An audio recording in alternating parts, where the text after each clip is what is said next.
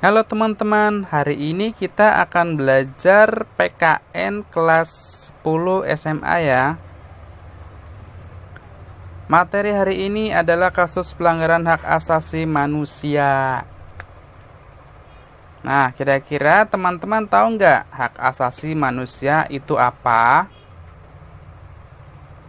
Sebelum kita lanjut videonya, kalian subscribe channel ini dulu ya. Jangan lupa like dan komen di video di bawah ini. Oke?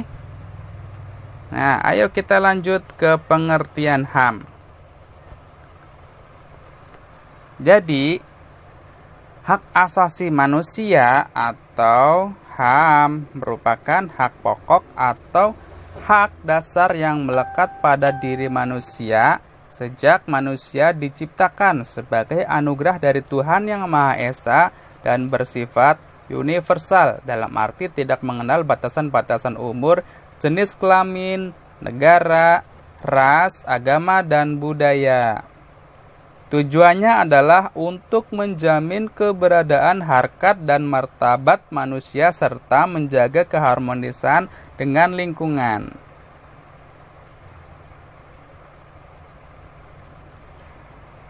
Pengertian HAM menurut para ahli. Menurut John Locke, individu sesuai dengan kodratnya adalah makhluk yang bebas dan setara. Manusia memiliki hak kodrati yang meliputi hak hidup, hak untuk merdeka, dan hak memperoleh kekayaan. Hak ini tidak dapat diganggu-gugat atau bersifat mutlak. Menurut Undang-Undang Nomor 39 Tahun 1999, seperangkat hak yang melekat pada hakikat dan keberadaan manusia sebagai makhluk Tuhan Yang Maha Esa merupakan anugerahnya yang wajib dihormati, dijunjung tinggi, dan dilindungi oleh negara, hukum, pemerintah, dan setiap orang demi kehormatan serta perlindungan harkat dan martabat manusia. Kemudian menurut Profesor Kuncoro Purbapranoto, hak yang bersifat asasi artinya hak-hak yang dimiliki manusia menurut kodratnya yang tidak dapat dipisahkan dari hakikatnya sehingga sifatnya suci. Nah, itu menurut pengertian dari para ahli ya teman-teman. Oke, selanjutnya adalah dasar hukum dari penegakan HAM.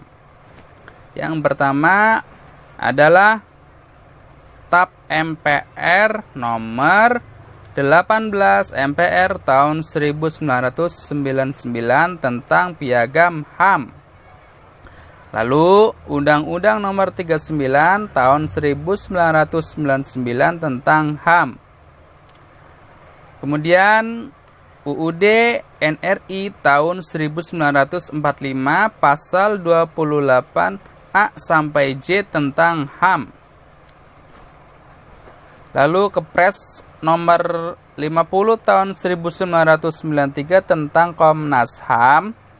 Undang-Undang nomor 26 tahun 2000 tentang Pengadilan HAM. Undang-Undang nomor 5 tahun 1998 tentang ratifikasi konvensi anti penyiksaan, perlakuan dan pembunuhan kejam, tidak manusiawi dan merendahkan derajat. Undang-Undang nomor 9 tahun 99 tentang kemerdekaan menyampaikan pendapat di muka umum. Undang-Undang nomor 9 tahun 99 tentang perlindungan konsumen.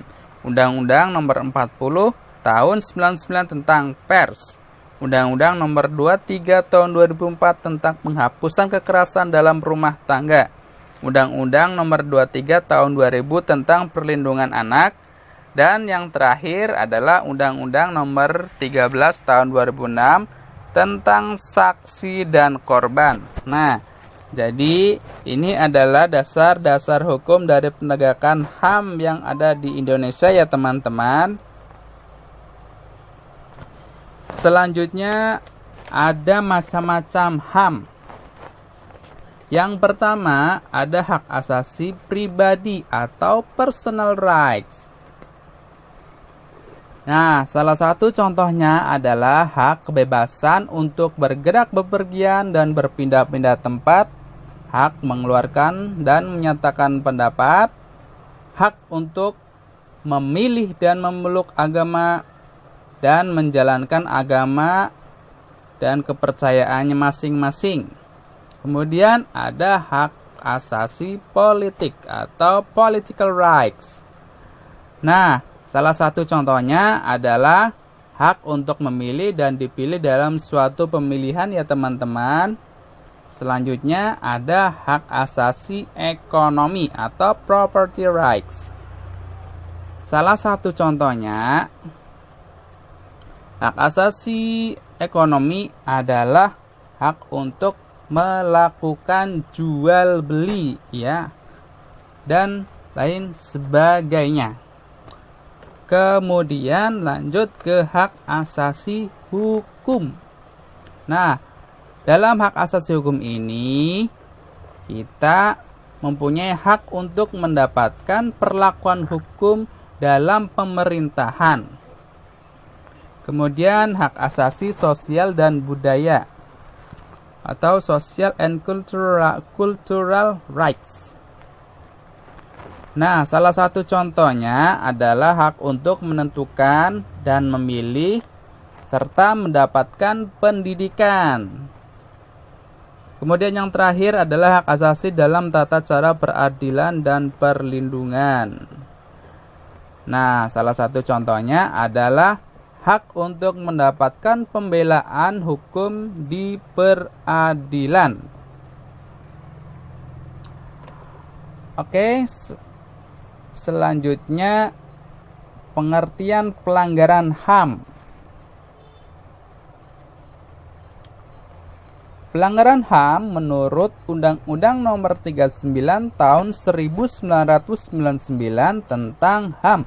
Pasal 1 angka 6 adalah setiap perbuatan seseorang atau kelompok orang termasuk aparat negara, baik disengaja maupun tidak disengaja, atau kelalaian yang secara melawan hukum mengurangi, menghalangi, membatasi, atau mencabut hak asasi manusia serta manusia seseorang atau kelompok orang yang dijamin oleh undang-undang ini dan tidak mendapatkan atau dikhawatirkan tidak akan memperoleh penyelesaian hukum yang adil dan benar berdasarkan mekanisme hukum yang berlaku. Nah, ini pengertian HAM-nya ya. Panjang sekali ya teman-teman, tapi nggak apa-apa lah. Yang penting kita memahami tentang pengertian pelanggaran HAM ya. Lalu selanjutnya, nah, pelanggaran HAM yang dilakukan oleh individu terhadap individu lain dikatakan sebagai pelanggaran HAM horizontal. Ya, jadi kalau individu dengan individu melakukan suatu pelanggaran, kita sebut pelanggaran HAM horizontal ya. Kemudian pelanggaran HAM yang dilakukan oleh aparat negara terhadap rakyat disebut pelanggaran HAM vertikal. Lalu ada jenis-jenis pelanggaran HAM. Ada kejahatan biasa, contohnya adalah pemukulan termasuk pelanggaran HAM ya, penganiayaan, kemudian pencemaran nama baik. Nah, ini kejahatan biasanya nih teman-teman. Nah, kemudian kejahatan luar biasanya itu pelanggaran HAM, kejahatan genosida. Lalu kejahatan terhadap kemanusiaan. Contohnya pemusnahan, perbudakan, pengusiran penduduk, dan lain-lain. Nah, itu kejahatan luar biasanya ya teman-teman. Kemudian lanjut ke jenis pelanggaran HAM. Ada kejahatan genosida. Apa itu kejahatan genosida? Kejahatan genosida adalah setiap perbuatan yang dilakukan dengan maksud untuk menghancurkan atau memusnahkan seluruh atau sebagian kelompok bangsa, ras, kelompok etnik, dan kelompok agama. Nah, itu ya teman-teman yang disebut dengan kejahatan genosida. Lalu, kalau kejahatan terhadap kemanusiaan itu seperti apa? Kejahatan terhadap kemanusiaan adalah perbuatan yang dilakukan dengan serangan yang meluas atau sistematik yang diketahui bahwa serangan tersebut ditujukan langsung terhadap penduduk sipil. Nah, itu ya teman-teman pengertian tentang kejahatan terhadap kemanusiaan.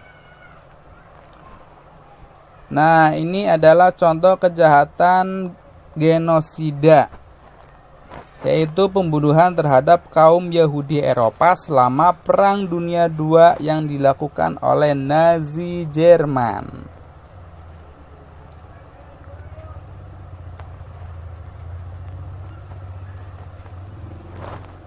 Nah, kemudian contoh kejahatan terhadap kemanusiaan. Pemusnahan meliputi perbuatan yang menimbulkan penderitaan yang dilakukan dengan sengaja yang dapat melenyapkan sejumlah penduduk tertentu. Perbudakan termasuk perdagangan manusia, khususnya perdagangan wanita dan anak, pengusiran atau pemindahan penduduk secara paksa. Nah, di Indonesia sendiri banyak contoh kasus pelanggaran HAM ya. Di antaranya ada peristiwa Tanjung Priok tahun 1984, peristiwa Aceh tahun 90 sampai 98, kasus terbunuhnya Marsina tahun 93, kasus terbunuhnya wartawan Udin tahun 96, tragedi Trisakti dan Semanggi tahun 98, kemudian peristiwa kekerasan di Timor Timur pasca jajak pendapat tahun 99. Lalu ada konflik antar etnis Kalimantan Barat dan Kalimantan Tengah. Kemudian yang terakhir ada konflik antar agama di Maluku dan Sulawesi. Nah, ini contoh-contoh kasus pelanggaran HAM yang ada di Indonesia ya teman-teman. Kemudian hubungan pelanggaran HAM dengan aspek sosial dan budaya dalam kehidupan masyarakat Indonesia. Indonesia memiliki keragaman suku bangsa, subetnis, agama, golongan yang masing-masing memiliki kebudayaannya sendiri. Kondisi ini membuat Indonesia tidak luput dari ancaman perpecahan dan konflik yang bernuansa primordial. Pada kehidupan bermasyarakat, kedudukan HAM mulai terancam ketika keanekaragaman pendapat tidak dapat diakomodasikan bersama. Hal ini terjadi ketika struktur sosial masyarakat yang memiliki sifat horizontal semakin melebar. Dengan kondisi seperti ini, masyarakat akan terpecah ke dalam kelompok-kelompok sosial yang memiliki kedudukan dan karakter yang sama.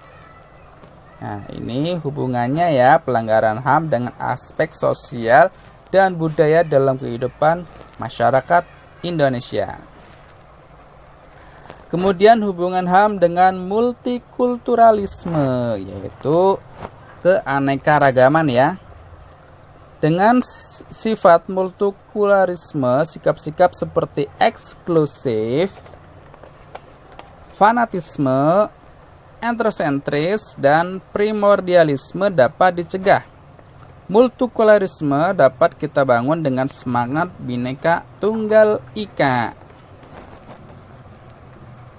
Nilai-nilai multikulturalisme adalah nilai-nilai toleransi, keterbukaan, inklusivitas, kerjasama, dan penghormatan terhadap hak-hak asasi manusia.